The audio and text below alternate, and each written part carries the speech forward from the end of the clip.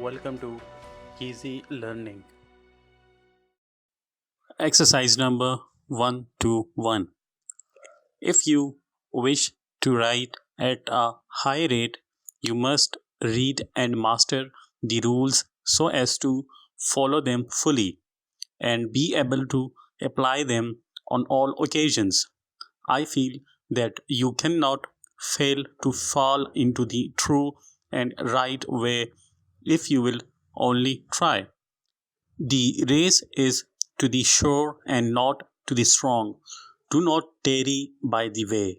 Remember the fable of the feeble tortoise that outstripped the hare. Master one thing at a time, and you are sure to win. Set apart for study a small portion of each day. Have patience. Rome was not built in a day. High hills grow less as we ascend them. That which is lightly got is little valued. If you would get gold, you must dig deeply. It is not got on the surface. Neither can you enter on the possession of learning without some trouble.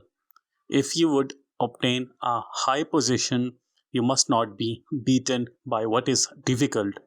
Let your letters be neat and light. A large and heavy style waste time. Full stop.